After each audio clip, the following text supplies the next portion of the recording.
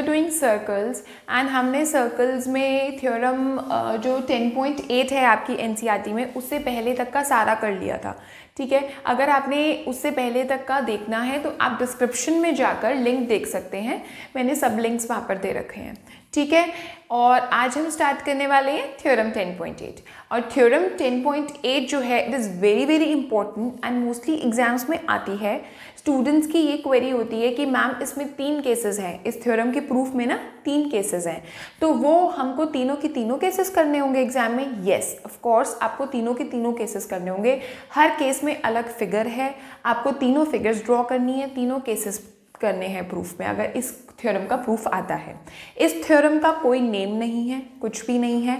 अगर थ्योरम का प्रूफ आएगा एग्जाम में तो पूरी की पूरी थ्योरम लिखी हुई आएगी वहाँ पर। ठीक है, but still you have to learn the statement also. क्यों? क्योंकि इस थ्योरम का यूज़ क्वेश्चंस में आएगा, तो वहाँ पर जब आप इस थ्योरम का यूज़ करेंगे तो आपको ये थ्योरम का स्टेटमेंट लिखना पड़ेगा वहाँ पर, क्योंकि इस थ्योरम का नाम तो है नहीं। फॉर एग्जाम्पल अगर आप मिड पॉइंट थ्योरम यूज़ करते हो, ठीक है, क्वाड्रिलेटरल्स में हमने मिड पॉइंट थ्योरम की थी, आप मिड पॉइंट थ्योरम को जब यूज़ करते थे क्वेश्चंस में तो आप मिड पॉइंट थ्योरम का पूरा स्टेटमेंट नहीं लिखते थे, आप लिखते थे by the use of mid point theorem, but इसका तो कुछ नाम नहीं है, तो ये आपको पूरा का पूरा स्टेटमेंट लर्न करना पड़ेगा, क्योंकि जब आप क्वेश्चंस में यूज़ करोगे तो आपको पूरा लिखना है कि by this in this theorem, ये थोड़ा ना लिखोगे बाय थ्योरम 10.8। ठीक है, तो चलो अभी मैं पहले आपको ये समझाती हूँ कि इस थ्योरम का मीनिंग क्या है। वेरी वेरी इंपॉर्टेंट, ध्यान से सुनो, हर एक वर्ड का अपना एक मीनिंग है, तो सारा ध्यान से सुनना। The angle subtended by an arc. Arc का क्या मतलब है? If this is a circle, this is an arc of a circle, ये एक आर्क है। The angle subtended by an arc at the centre, ये है सेंटर और ये है मेरी आर्क, तो इसको मैंने ए बी मान लिया। इस आर्क से सेंटर पे कौन सा एंगल बन रहा है? ये बन रहा है, ये। ठीक है, the angle subtended by an arc. Arc से, सबटेंडेड का मतलब बच्चे पूछते हैं मुझसे, सबटेंडेड का मतलब होता है जो ये वाली आर्क है वो सेंटर पे सबटेंड कर रही है, कोई एंगल बना रही है, कोई एंगल। ठीक है, सबटेंड मतलब बनाना। The angle subtended by an arc at the centre, ये वाला एंगल हुआ, इज डबल। डबल मतलब twice the angle subtended by the same arc. Same arc से जो सेंटर पे एंगल बन रहा है, सर्कल पे एंगल बन रहा है, same arc at any point on the remaining part of the circle, मतलब कहीं पर भी। ये देखो, ये इसका क्या मतलब है कि जो आर्क ए बी है वो सेंटर पे जो एंगल बना रही है, यानी एंगल ए ओ बी, वो एंगल ट्वाइस है उस एंगल के जो एंगल बाकी सर्कल के पार्ट पर कहीं भी बन रहा है, लेकिन सेम आर्क से बनना चाहिए, वो भी एंगल आर्क ए बी से ही बनना चाहिए। ठीक है, जैसे कि एंगल ए ओ बी जो कि आर्क ए बी से बन रहा है, कहाँ बन रहा है? सेंटर पे बन रहा है, is equal to twice the angle subtended by the same arc, कहाँ पर? कहीं पर भी on the remaining part of the circle. Centre पे नहीं होना चाहिए, बस सेंटर पे तो एक ही होएगा ना सेम आर्क से, कहीं पर भी सर्कल पे, कहीं पर भी। फॉर एग्जाम्पल ऐसे भी हो सकता है, लाइक इफ दिस इज ओ, तो हमारा ऐसे भी जा सकता है, ये एंगल बना तो ये सेम आर्क से ही ना, यहाँ पर ऐसे भी जा सकता है, ऐसे भी जा सकता है, लेकिन बन तो ये सेम आर्क से रहा है ना, तो ये वाला एंगल ट्वाइस है, इसके भी, इसके भी, इसके भी। ठीक है, तो ये हमको प्रूव करना है, ये हमको प्रूव करना है, twice of angle APB. So this is what we want to prove. Okay, so इसमें हम 3 केसेस लेंगे। ये मेरी केस 1 की फिगर है, ये हमारा केस 1 चल रहा है, केस 1। ओके, ये हमारा 2 प्रूव हो गया। क्या करेंगे इसमें? अब हम कंस्ट्रक्शन करेंगे। कंस्ट्रक्शन होगी join PO and produce it to M. Join PO and produce it to M on the circle. ठीक है, इसको हम मान लेते हैं एंगल 1, इसको एंगल 2, 3, 4। राइट, अब हमारा प्रूफ शुरू होता है। और ये बात याद रखना कि टू प्रूव और कंस्ट्रक्शन तीनों केसेस के लिए सेम है। ठीक है, तो वहां पर जब आप टू प्रूव और कंस्ट्रक्शन लिखोगे उसके बाद केस 1 की फिगर बनाना और फिर हमारा ये प्रूफ स्टार्ट हो जाएगा। ठीक है, in triangle AOP, in triangle AOP जो OP है वो OA के इक्वल है। ये जो OP है वो OA के इक्वल है। क्यों इक्वल है? रेडियाई हैं दोनों सेम सर्कल के। ठीक है, अब जब ये दोनों इक्वल हैं तो एंगल 2 एंगल 1 के इक्वल हुआ या नहीं? क्यों? क्योंकि angles opposite to equal sides are equal. Angles opposite to equal sides are equal. ठीक है, similarly in triangle OPB, OP जो है वो OB के इक्वल है क्योंकि फिर से radii of the same circle, तो इसका मतलब एंगल 3 एंगल 4 के इक्वल हुआ। This is my equation 2 and this is my equation 1। ठीक है, अगर हम देखें ट्रायंगल APO को, ट्रायंगल APO अगर आप कंसिडर करो तो हमारा ये वाला एंगल यानी एंगल 5 जो है वो एक्सटीरियर एंगल है किसके? इस ट्रायंगल के। तो angle 5 will be equal to angle 2 plus angle 1। क्यों? एक्सटीरियर एंगल थ्योरम, क्योंकि exterior angle is equal to the sum of interior opposite angle. ठीक है, तो angle 5 is equal to angle 2 plus angle 1, लेकिन 2 और 1 तो आपस में इक्वल है। तो मैं एंगल 5 इज इक्वल टू, हम 2 को भी 1 लिख दें तो ये 1 प्लस 1 हो जाएगा, यानी angle 5 will be equal to twice of angle 1। और ये वाली इक्वेशन मेरी आ गई 3। ये जो मैंने 1 इज इक्वल टू 2 लिखा, ये मैंने फर्स्ट इक्वेशन से लिखा था। ठीक है, अब मैं आगे करती हूँ। अगर मैं कंसिडर करूँ POB को, ट्रायंगल POB को अगर मैं कंसिडर करूँ तो जो एंगल 6 है वो मेरा एंगल 3 प्लस एंगल 4 है। Angle 6 is equal to angle 3 plus angle 4। ठीक है, और 4 को भी मैं 3 लिख सकती हूँ फ्रॉम इक्वेशन सेकेंड। ठीक है, 4 को भी मैंने 3 लिख दिया तो ये आ गया ट्वाइस ऑफ एंगल 3। ये आ गई मेरी इक्वेशन नंबर 4। अब मैं इन दोनों को ऐड कर देती हूँ, adding 4th equation and adding 3rd equation. तो 5 plus 6 is equal to twice of angle 1 plus twice of angle 3। ठीक है, twice of 1 plus twice of 3। 2 मैंने कॉमन ले लिया तो 1 plus 3। Okay, now angle 5 plus angle 6 क्या है मेरा? AOB। Angle AOB is equal to twice of 1 plus 3 क्या है मेरा? APB। ठीक है, और यही हमको प्रूव करना था कि जो ये वाला एंगल है ये वाला इज ट्वाइस ऑफ ये वाला। सो ये हमारा अभी क्या हुआ? केस 1। अब केस 1, केस 2, केस 3 क्यों हो रहा है? मतलब कारण क्या है? कारण ये है कि ये हम AB क्या है, क्वेश्चन क्या है? The angle subtended by an arc. अब ये आर्क जो होता है it is a part of a circle, तो ये छोटा भी हो सकता है बड़ा भी हो सकता है ना। तो हम केस 1 के आगे एक हेडिंग देंगे, when AB is a minor arc. ये जो केस हुआ मेरा ये तब हुआ जब AB एक छोटा सा आर्क है सर्कल का, माइनर आर्क है। ठीक है, अब मैं आती हूं केस 2 पर।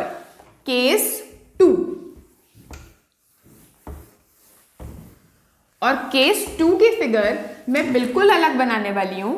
क्या बनाने वाली हूं? ये देखो, केस 2। केस 2 में मैं यहां पर ऐसे बनाऊंगी और मैं यहां पर लिखूंगी when AB is a semicircle। Okay, और ये एक सेमी सर्कल हो गया। सेमी सर्कल समझते हैं ना, हाफ ऑफ अ सर्कल। तो हमने यहां पर ये बना लिया P और हमने इसको फिर से वैसे ही कंस्ट्रक्शन, तो मैंने कहा था ना दोबारा लिखने की जरूरत नहीं है, मैं वही वाले नेम्स लिख रही हूं। ये मैंने M लिख लिया। यही कहा था ना मैंने कंस्ट्रक्शन में कि join PO and produce it to M on the circle, वही चीज़ करी है। सिर्फ डिफरेंस क्या है कि AB वहाँ पर छोटा आर्क था, माइनर आर्क था, अब ये AB half of the circle पे पहुँच गया, यानी सेमी सर्कल पे पहुँच गया। ठीक है, अब मैं नेमिंग भी वही वाली करती हूँ। क्या नेमिंग करी थी हमने उसमें? ये 1 लिया था, ये 3 लिया था, ये 2 लिया था, ये 4 लिया था, ये 5 एंड ये 6। ठीक है, तो अब मैं फिर से वही लिखने वाली हूँ कि OA और OP हमारे इक्वल है। क्यों है? Radius of the same circle, तो हमारा एंगल 2 एंगल 1 के इक्वल है। बिल्कुल सेम है हमारा प्रूफ, बिल्कुल इंटायरली सेम। ठीक है, उसके बाद हमारा OB और OP फिर से इक्वल है, तो हमारा एंगल 3 और एंगल 4 इक्वल है। उसके बाद मैंने क्या किया था कि अगर मैं ट्रायंगल AOP को कंसिडर करूं, यानी इस वाले ट्रायंगल को कंसिडर करूं, तो एंगल 5 मेरा एक्सटीरियर एंगल है, तो angle 5 will be equal to angle 2 plus angle 1 exterior angle theorem के हिसाब से। और 2 और 1 तो मेरे इक्वल हैं, तो मैं 2 को भी 1 लिख देती हूँ, तो वो ट्वाइस ऑफ एंगल 1 हो गया। ये भी सेम हो गया। सिमिलरली एंगल 6 जो हो गया वो ट्वाइस ऑफ एंगल 3 हो गया। और उसके बाद मैं इन दोनों को ऐड कर देती हूँ, जैसे कि मैंने केस 1 में किया। तो angle 5 plus angle 6 is equals to twice of angle 1 plus twice of angle 3। 5 plus 6 क्या हो गया? AOB is equal to twice of angle 1 plus angle 3, which is angle 1 और एंगल 3 क्या है? APB, यानी ये आ गया मेरा। ठीक है बच्चों, अब हम केस 3 कंसिडर करते हैं, और केस 3 में हम लिखेंगे when AB is a major arc. Major arc का मतलब ये देखो फिगर कैसे बनेगी।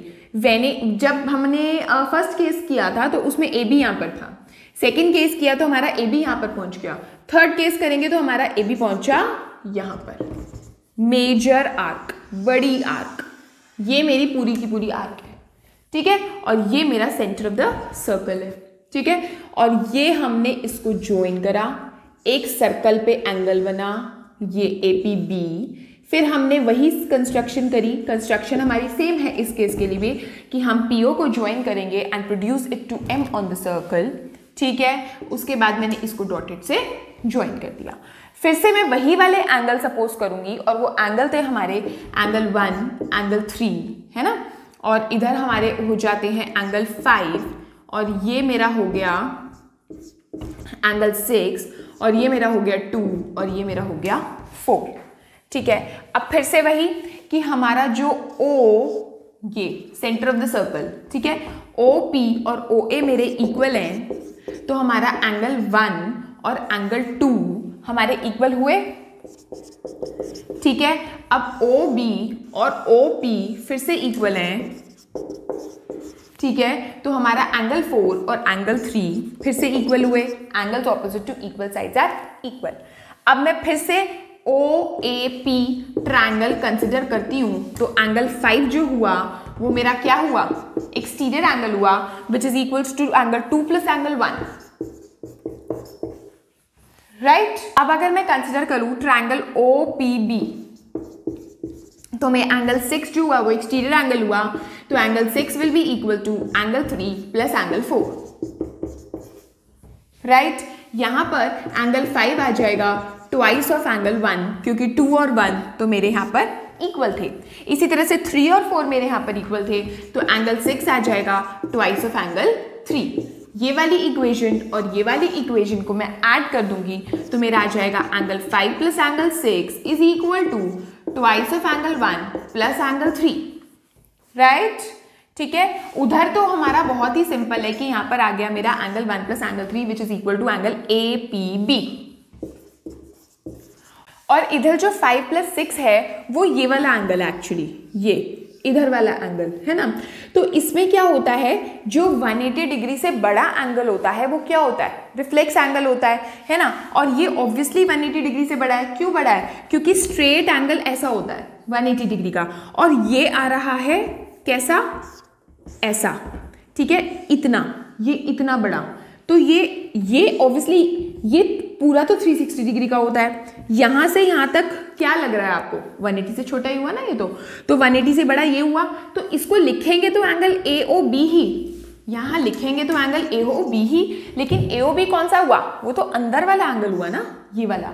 तो ये जो बाहर वाला एंगल होता है जो 180 डिग्री से बड़ा होता है उसके साथ हम रिफ्लेक्स लगा देते हैं। तो यहाँ पर एक बस यही डिफरेंस है प्रूफ में कि यहाँ पर थर्ड केस में रिफ्लेक्स वर्ड यूज हो जाएगा। फर्स्ट, सेकेंड और थर्ड तीनों केसेस में proof is entirely same. The only difference in third case is that you have to write down reflex word over here. Okay? बाकी सब naming and all आप सब same लोगे, अगर सेम लोगे तो सारा प्रूफ सेम चलने वाला है, बट स्टिल आपको तीनों के तीनों केसेस करके आने हैं। आप ये नहीं लिखोगे एग्जाम में कि as done in case 1 and as done in case 2। Okay, so this was the theorem and इस थ्योरम का जो एप्लीकेशन होगा वो कैसा होगा, वो ऐसा होगा।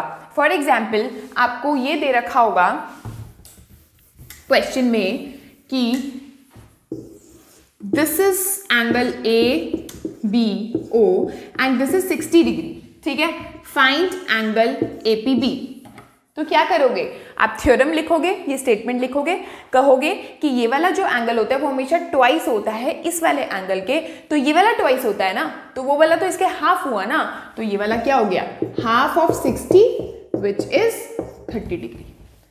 ठीक है, ऐसा भी हो सकता है कि आपको ये वाला एंगल दे रखा हो 30 डिग्री और आपको ये वाला निकालना हो सेंटर वाला, तो अभी स्टेटमेंट तो यही आएगा, बस यहाँ पर अब ट्वाइस हो जाएगा, ये 60 डिग्री हो जाएगा। तो दैट मीन्स ये दे रखा है तो उसका हाफ कर देना है, ये दे रखा है तो उसका ट्वाइस कर देना है। तो सेंटर वाला एंगल, ये याद रखना है कि सेंटर वाला angle is always greater, centre वाला एंगल क्योंकि ट्वाइस होता है तो सेंटर वाला angle is always greater. Okay, so this was the proof of theorem 10.8।